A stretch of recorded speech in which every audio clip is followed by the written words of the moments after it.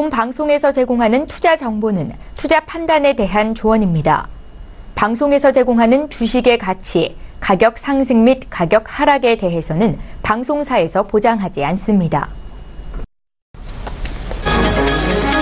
이 시각 헤드라인 뉴스입니다. 지난달 우리나라 수출은 450억 달러로 지난해 같은 달과 비교해 13.4%, 수입은 391억 달러로 지난해 같은 달보다 18.2% 증가하며 60억 달러 무역수지 흑자를 기록했다고 산업통상자원부가 밝혔습니다. 수출은 지난 1월 11.1% 증가율을 보인 이후 꾸준히 두 자릿수 성장세를 보였습니다. 이와 함께 선박을 제외하고 일평균 수출은 지난 2014년 10월 이후 처음으로 20억 달러 이상을 기록했습니다. 축산물과 달걀값이 오른 영향으로 지난달 소비자 물가가 2% 상승률을 기록했습니다. 통계청은 지난달 소비자 물가가 2% 올라 5월 기준 2012년 5월 이후 최대폭을 나타냈다고 밝혔습니다. 돼지고기와 닭고기 등 축산물이 11.6% 크게 올라 전체 소비자 물가 상승을 이끌었고 달걀값도 1년 전보다 67% 가까이 큰 폭으로 상승했습니다. 경유와 휘발유 등 기름값도 1년 전보다 8.9% 상승해 최근 계속된 고공행진을 이어갔습니다. 지난해 박근혜 정부에서 불거진 최순실 국정농단 사태가 국가 경쟁력에 악영향을 끼친 사실이 국제지표로 드러났습니다. 스위스의 경쟁력 평가 기관인 IMD, 국제경영개발대학원이 올해 국가별 경쟁력 순위를 발표하며 우리나라 정부가 지난해와 같은 29위에 그쳤다고 발표했습니다. IMD는 한국의 정부 효율성이 2단계 하락했는데 부정부패와 정치 불안, 그로 인한 정부 집행 효과나 사회 통합 등 제도 효율성이 떨어진 영향이 크다고 분석했습니다. 다만 기업 생산성이나 금융시장 등 지표가 소폭 올라 이를 상쇄한 것으로 드러났습니다. 고시 위안이 미국 대선 이후 최고로 절상됐습니다. 중국 인민은행은 달러 위안 환율을 6.8090 위안으로 고시해 위안화 가치는 지난 11월 10일 이후 최고로 올랐는데 전일 고시 위안 대비 0.8% 급등해 1일 상승폭으로는 1월 이후 최고를 기록한 것입니다. 시청자 여러분 안녕하십니까. 오늘장 내일장 일부 서정덕입니다. 6월이 시작이 됐습니다. 첫 거래일이고요. 지수는 그런데 아직 큰 방향성을 잡지 못하고 있는 상황입니다. 자, 이번 달에 대해서 변곡점이 될 것이다, 조금은 힘든 달이 될 것이다 라는 이야기들, 우려 섞인 목소리도 지난달 후반부에 나왔었습니다. 예측 방향성 잡기가 쉽지 않다라는 이야기인데요. 이 10년 만에 코스피가 6개월 연속 상승이라는 대세 상승장이었기 때문에 과거 사례로 유추해 볼 때는 하락을 좀 할 수 있다라는 데이터베이스가 있는 상황입니다. 하지만 과거 사례를 볼 때는 하락 쪽인데 지금 현재 국내외 지표나 경제 상황을 하나둘 놓고 보면 꼭 그런 것만도 아니라는 지적입니다. 뜨거웠던 5월에 이어지는 뜨거웠던 6월이 될 것인가, 아니면 6월은 예측대로 조금의 조정을 받으면서 쉬어가는 장세가 될 것인가. 자, 어렵지만 시장 전문가들과 함께 예측해보면서 6월 첫 거래일 맞아보시길 바랍니다. 자, 이 시각 코스피 상황부터 확인해보도록 하죠. 코스피 지수 2344.41포인트 현재 거래가 되고 있는 상황입니다. 0.13% 하락, 소폭 하락하면서 약보합권에서 현재 거래가 되고 있는 상황인데요. 그렇다면 일중 흐름들 같이 만나보도록 할까요? 일중 흐름 보시면 장 초반에 2335포인트 저점 찍고 바로 반등했습니다. 2349포인트까지 올라갔었는데 강보합권대까지 올라갔다는 얘기죠. 하지만 이내 하락했고요. 지금도 약보합권 수준에서 보합권 수준을 등락을 거듭하는 수준. 딱 코스피는 지금 방향성을 잡지 못했다라는 이야기가 딱 정답일 것 같을 정도로 지지부진한 흐름들 어제 이어서 오늘도 이어가고 있는 상황입니다. 수급 주체 확인해 볼까요? 개인만이 삽니다. 653억 원 개인만 사고요. 어제 강하게 매수하던 기관이 오늘은 422억 원 사는데 고무적인 건 금융투자만 지금 508억 원 정도 순 매수하고 있다는 겁니다. 전 주체가 매도하는 가운데 기관의 금융투자만 지금 매수하고 있고요. 외국인도 548억 원 오늘도 역시 팔고 있는 상황입니다. 시총 상위주들 살펴보도록 하죠. 삼성전자 하락하고 SK하이닉스도 하락합니다. 시총 1, 2위 모두 하락하는데 여기서 현대차는 다시 반등을 하면서 16만 5천 원대까지 상승했고요. 한국전력의 상승이 굉장히 큽니다. 4만 4천 원대까지 3% 정도 지금 상승하면서 올라와주고 있는 상황입니다. 6위부터 10위까지 살펴보죠. 네이버 하락하고요. 지금 한국전력과 네이버의 시총 순위가 지금 오르기가 바뀌었습니다. 그리고 현대모비스 하락합니다. 삼성물산, 삼성생명은 소폭 상승하고요. 포스코가 오늘 2%대 낙폭을 기록하면서 28만 원 무너진 상황입니다. 자, 그렇다면 11위부터 15위 상황은 어떨까요? 금융주들도 오늘 밀립니다. 신한지주, KB금융 밀리고요. LG화학이 강보합권, 그리고 SK텔레콤이 하락하는데 지주사들이 좀 잘 가는 날입니다. 28만 4,500원, SK가 4% 이상의 급등이 현재 나와주고 있는 상황입니다. 코스닥으로 가볼까요? 코스닥은 오늘도 상승합니다. 653.30포인트, 소폭이지만 1포인트 정도 상승하면서 어제 이어서 오늘도 좋은 흐름 이어가고 있는데요. 엇박자입니다. 일단은 거래소와 오늘도. 일중 흐름들 만나보도록 하죠. 자, 일중 흐름 보시면 장 초반보다 많이 올라왔습니다. 장 초반에 651포인트까지 밀렸다가 현재 653포인트대까지 올라왔는데 현재 포인트가 오늘의 고점이다라고 보시면 될 것 같습니다. 수급 주체 확인해 보도록 하죠. 거래소와 마찬가지로 수급 주체 개인만이 사고요. 기관 외국인 동반 매도합니다. 개인이 334억 원, 기관 178억 원, 그리고 외국인이 130억 원 정도 순 매도하고 있는데요. 기관은 전주체가 매도하는 가운데 연기금만이 59억 원 순 매수하고 있다라고 체크가 됩니다. 시가총액 상위 종목들 만나보도록 하죠. 셀트리온, 카카오, CJN의 메디톡스까지 약보합권 혹은 보합권에서 움직이고요. SK머트리얼즈만이 강하게 올라오는데 어제 이어서 오늘도 강합니다. 이제 20만원까지 700원만을 앞두고 있는 상황입니다. 1.48% 오늘도 상승합니다.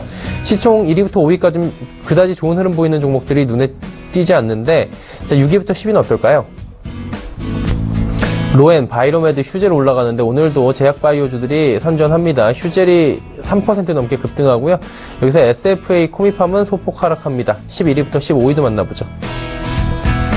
컴투스 어제 상승한 뒤에 다시금 또 하락하고요. GS홈쇼핑 소폭 상승합니다. 파라다이스는 17,000원 터치한 이후에 15,000원대까지 지금 계속해서 하락이고요.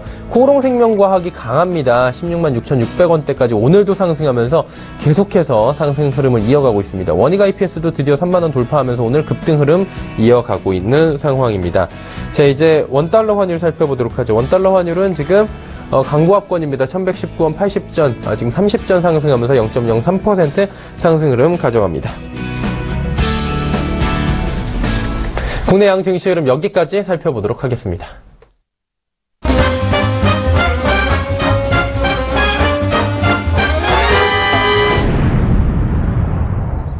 오늘장 이슈들 살펴보는 시간 갖도록 하겠습니다. 하나금융투자증권 자산전략팀의 김두원 연구원입니다. 연구원님 안녕하세요. 네, 안녕하세요. 자, 6월 시장이 열렸고요. 6월 1일입니다. 시작은 그렇게 좋지는 않은 것 같은데 시작과 함께 글로벌 경기에 대한 우려가 좀 부각이 되고 있는데 간밤에 미국 쪽에서는 6월 베이지북 지금 이야기가 나왔는데 어떻게 보셨는지 한번 들어볼까요?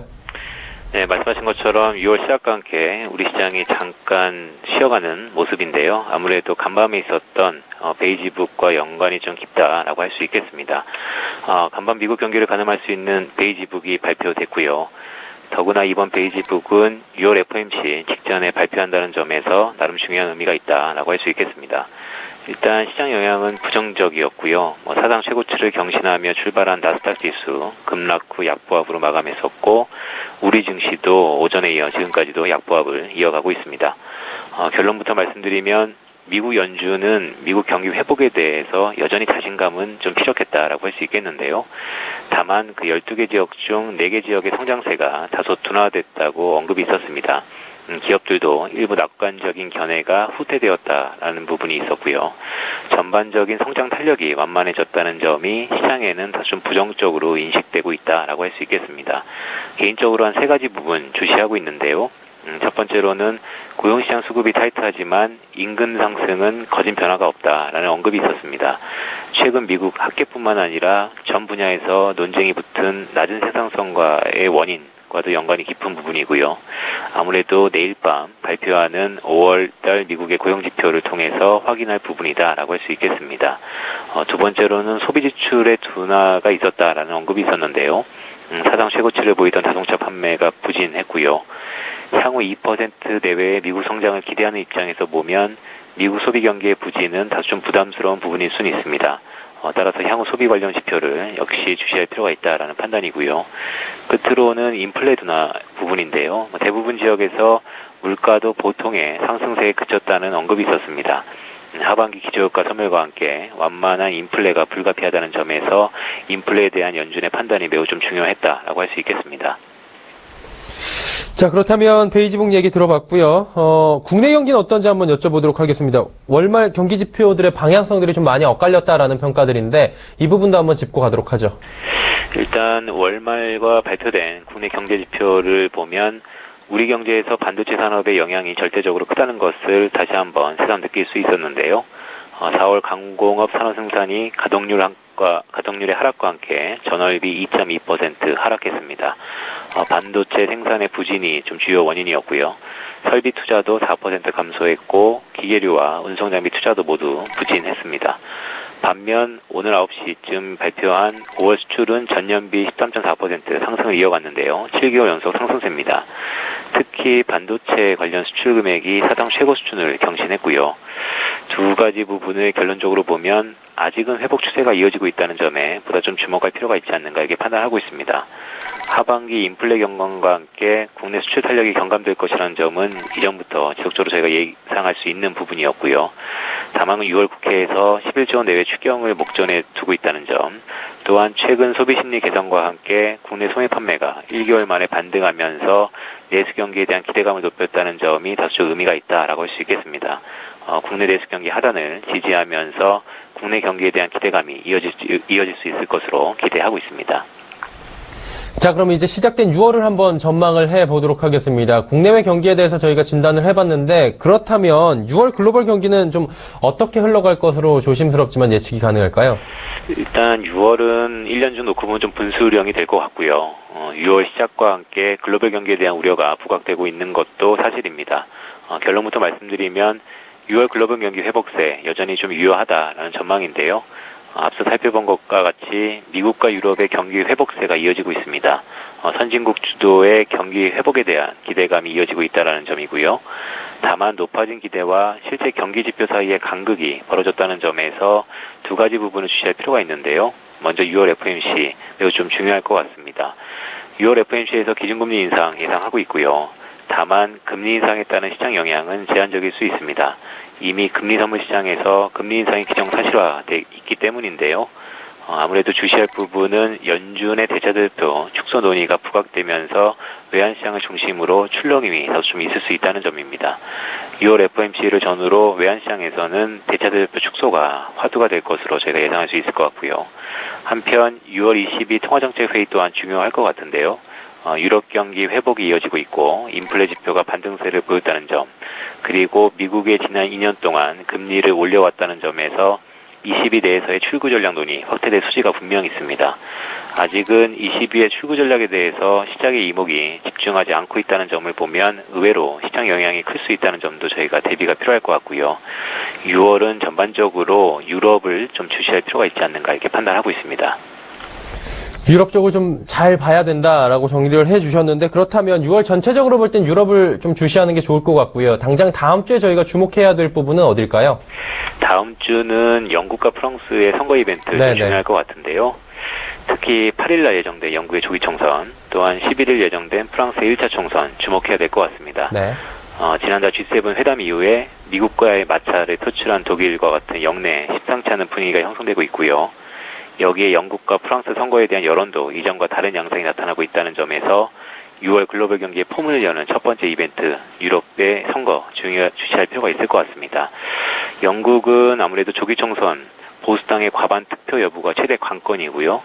프랑스 같은 경우는 청년들의 지지 여부가 매우 좀 중요할 것 같습니다. 결과적으로 보면 영국의 총선과 프랑스 총선 이후에 파운드화 환율과 유로화 환율의 디커플링이 나타날 소지가 있다는 점을 감안해 봤을 때 저희가 외환시장을 빗들어 다소 좀 변동성을 출력할 수 있는 부분이라는 점에서 주의할 필요가 있다라고 할 수 있겠습니다. 네, 알겠습니다. 일단은 6월 한 달도 그렇고 다음 주도 유럽 쪽이 관건이다라고 정리를 해보도록 하죠. 하나금융투자증권 자산전략팀의 김두원 연구원이었습니다. 연구원님 감사합니다. 예, 고맙습니다. 이슈 칼럼 바로 이어갑니다.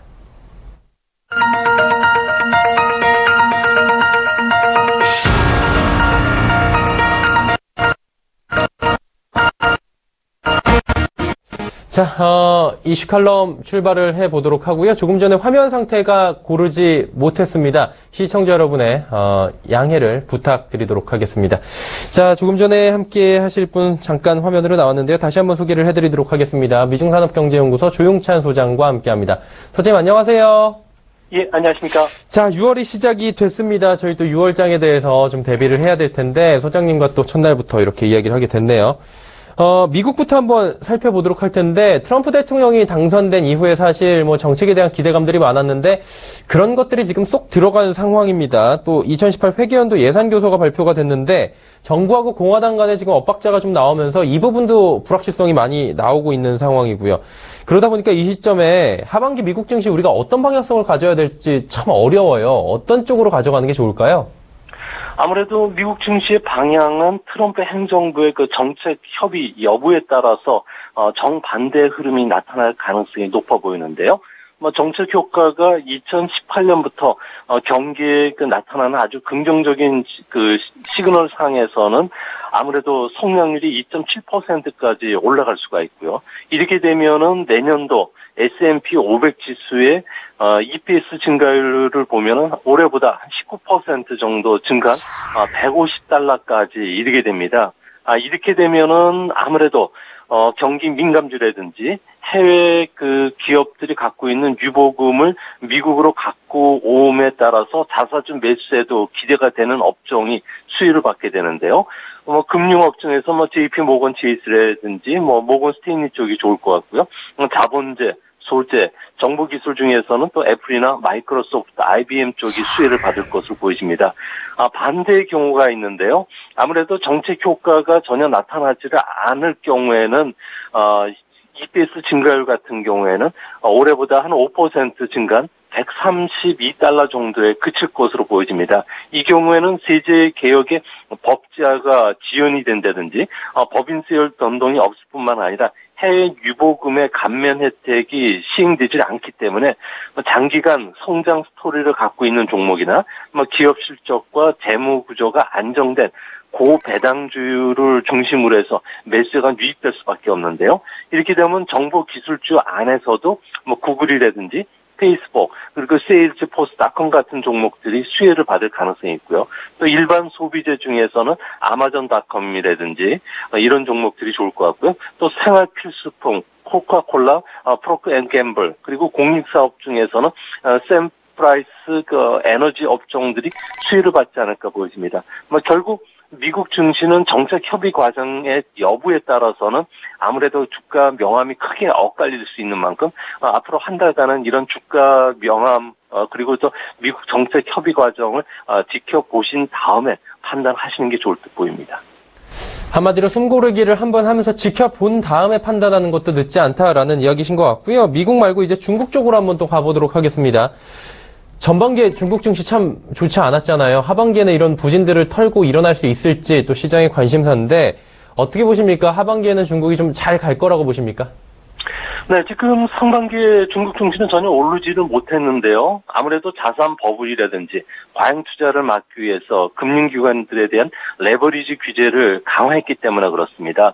하반기에도 중국 증시의 투자 전망은 밝지 못한 상황입니다. 이같이 보는 거는 중국 그 경제라든지 정치는 불가분의 밀접한 관계를 갖고 있기 때문에 그런데요. 중국을 보면은 5년에 한 번 열리는 공산당 대회가 올해 11월 전후에서 개최가 됩니다. 이제 한 6개월 정도밖에 안 남았는데요. 이때 동안의 경제보다는 아무래도 정치에 민감하게 되고요. 시진핑 정권 2기의 인사뿐만 아니라 새로운 5년간의 당 운영 방침이 여기서 정해지기 때문에 투자가들이 좀 숨을 죽이지 않을까 보여집니다. 그런 측면에서 보면은 주가가 3,000선이 깨질 위험이 있다 그러면은 중국 정부는 연기금이라든지 국부 펀드를 통해서 대형주 한 50여 개 종목들을 매수해서 지지선 3,000선을 지키려 할 것으로 보여지고요. 하지만 3,300선을 뛰어넘는 이런 장이 형성되기는 좀 어려울 것으로 보여집니다. 그런 측면에서 봤을 경우에 주가 수익 비율이 좀 많이 그 시장 대비 많이 떨어져 있는 종목, 특히 고배당 종목들이 수혜를 받을 것으로 보여지는데요. 제약이라든지 음식료 그리고 백색 가전 중에서도 커리전기나 메이더 그룹을 비롯해서 항공운송 그리고 전력 관련주들은 아무래도 이번 그 주가 조정이 좀 깊어졌을 경우에는 집중적으로 매수하는 전략도 향후 2, 3년 뒤를 바라봤을 경우는 좀 좋지 않을까 생각이 됩니다. 자, 그리고 우리나라 시간으로 6월 21일에 MSCI 지수에 중국 A 증시가 편입될지 이 얘기 한번 여쭤본 적은 있었는데 결정이 그날 난다고 하더라고요. 지금 3년 연속 불발이어서 이번에 중국 쪽은 기대감을 많이 갖고 있는 것 같고 시장에서도 관심이 많이 쏠려 있는 것 같은데 어때요? 규제 완화 조치나 여러 가지 좀 제도적인 보완들이 있어서 가능성이 많이 높아졌다고 하는데 이 부분 한번 여쭤볼까요? 네, MSCI 같은 경우에는 지수 편입을 할 때 자체적으로 자신들만 결정을 가지고 하는 게 아니고요. 아무래도 고객들을 대상으로 해서 의견 조사를 충분히 물어본다고 합니다. 이때 MSCI 그 조사에 따르면은 글로벌 시장에 중국 증시를 좀 편입시켜야 된다는 의견들이 상당히 많이 나왔다고 그러는데요.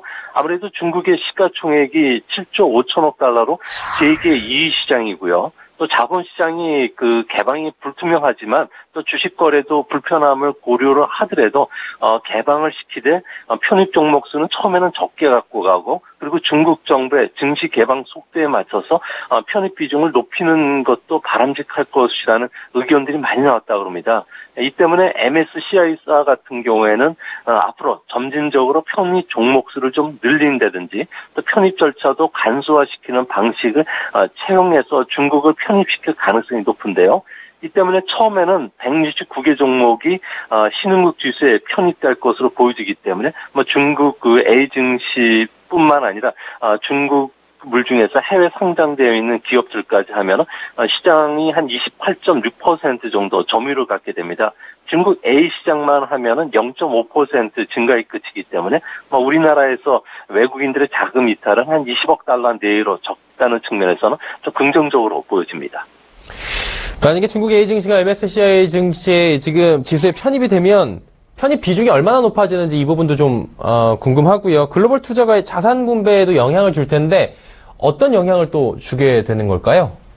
네, 그 편입이 된다 그러면은 네네. 내년 그 6월부터 시행이 되게 되는데요. 이렇게 되면은 0.5% 투자 비중밖에 차지하지는 않지만 그 다음 단계에서는 중국의 자본 개방 속도가 빨라진다는 점에서는 8.6%까지 높아질 것으로 보여지고요. 궁극적으로는 한 18% 전후까지 증가하게 될 것으로 보여집니다. 이렇게 되면은 그 편입 초기에는 홍콩이라든지 다른 해외 증권 거래소에 있는 중국물들까지 모두 포함시켰을 경우에는 1,479개 종목에 투자를 할 수가 있게 되는데요. 앞으로 이 부분도 2배 이상 더 늘어날 가능성이 높고요. 또 2020년 중반에는 중국의 MSCI 그 신흥국 지수는 40%까지 올라가게 됩니다. 또한 MSCI 다른 지수죠. 올컨트리 월드 지수 같은 경우에도 당장 3%에서 중국 점유율이 4%까지 높아지게 되는데요. 이렇게 되면은 미국, 일본, 영국에 이어서 4위 시장으로 부각이 될 것으로 보여집니다. 중국이 현재는 0.5% 비중이지만 1960년대만 하더라도 일본은 신흥국 시장이었고요. 1970년대 소니가 뉴욕 증권 거래소에 상장되면서 미국 내에서 일본 주식 붐이 일어났듯이 이번 그 기점으로 해서 중국물에 대한 자산 배분이 좀 더 늘어나는 계기가 될 수 있다는 점에서 중국과 관련된 종목들도 장기적인 시각에서 확실히 대비해야 될 것으로 보여집니다. 자, 이제 우리나라와 관련해서 또 여쭤볼 부분이 있는데 산업 생산이 지금 감소를 했습니다. 호조를 보였던 게 자동차 반도체인데 특히나 많이 줄었어요. 이게 중국 관련해서 줄었다는 얘기가 있는데 이 주력 품목들이 중국에서 많이 줄어든 이유 체크해봐야 되겠죠? 네, 그렇습니다. 4월달 중국의 주요 경제 지표를 봤을 경우에 생산, 수출, 투자, 소매 판매가 모두 전년 대비 증가율이 하락을 했는데요. 조업일수 감소도 있겠지만 최근 들어서 신규 수주뿐만 아니라 출하 가격도 하락하는 제조업 부분에 중국의 경기가 피크를 쳤다는 신호들이 하나둘 나타나고 있습니다. 4월 달에 부가가치 생산액을 보면은 전년 대비 10.5%로 3월 7.6%보다 크게 둔화됐는데요. 중국에는 석탄 채굴이나 철강만 증산 활동을 보일 뿐이지 소형차 감세 축소로 인해서 자동차라든지 자동차 부품뿐만 아니라 부동산 경기 둔화로 비철금속이나 금속 제품의 생산 증가율도 둔화되고 있습니다. 더욱이 좀 걱정스러운 점은 작년 하반기부터 고기능 스마트폰 생산이 크게 늘면서 전자 전기 부품들에 대한 대중국 수출도 상당히 늘었는데요. 중국의 휴대전화 보급률이 이미 90%까지 달하고 있고요. 이 중에 스마트폰 사용자들이 8, 90%에 달할 정도로 중국 시장이 성숙화되고 있습니다. 이 때문에 그동안에 중국의 수요 때문에 디스플레이라든지 반도체 수요가 크게 증가를 했지만 최근 중국의 스마트폰 판매 부진으로 인해서 하반기부터는 우리나라의 전자 그리고 전기 부품, 디스플레이, 반도체 같은 경우에도 대중국 수출 효자 품목이 증가율이 좀 둔화될 가능성이 있고요.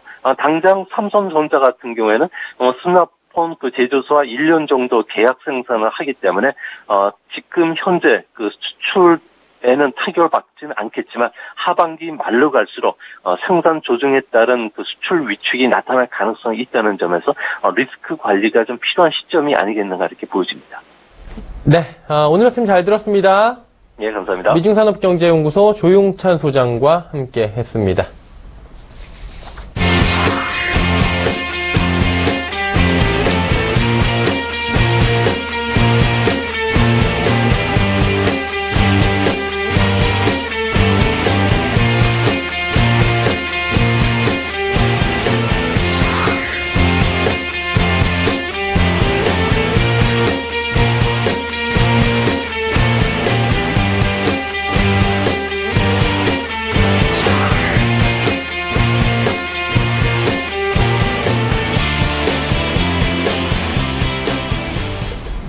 오늘 장내일장 1부 함께하고 계시고요.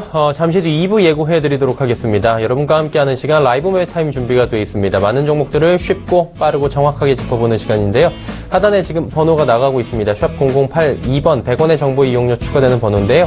이곳으로 종목, 가격, 비중을 적어서 보내주시면 함께해 주시는 두 분의 전문가분들이 종목 이야기하면서 종목 상담까지 이어가 주실 예정입니다. 유한타증권 명동지점의 이정남 대리, 헌터스 경제연구소 김진석 소장 두 분과 함께합니다. 잠시 뒤 2부에서 뵙겠습니다. 고맙습니다.